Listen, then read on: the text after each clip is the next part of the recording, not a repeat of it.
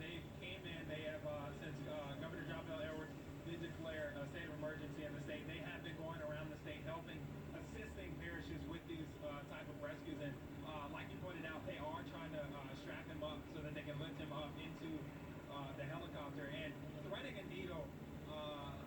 Really, it falls short of what this helicopter pilot is having to do right now because I was pointing out earlier, he is in between a narrow road that is covered by trees and power lines and signs, and this cannot be an easy thing to do. Right when they got here earlier, he made a couple of circles around to try to figure out how he was going to get in here, and they got in here, and as you can see, they have been able to pull. They are currently pulling this man to safety into this helicopter, Katie. Wow.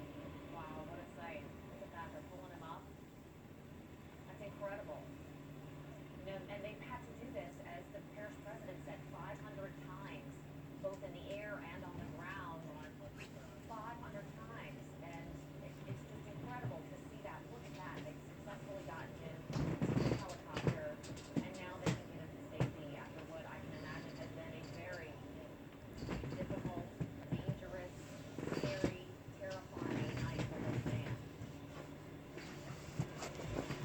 Yeah, it is. And as you can see, they just pulled him into the helicopter door. It seems like they're trying to get him secure into that helicopter. And it's just amazing to be able to see a successful rescue like this.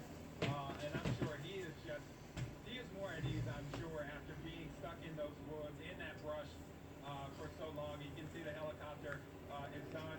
People are applauding as they sit here and watch this happen. And the helicopter is on its way. Katie, just an amazing sight to be able to see the guard come in and pull off a successful rescue, making sure this man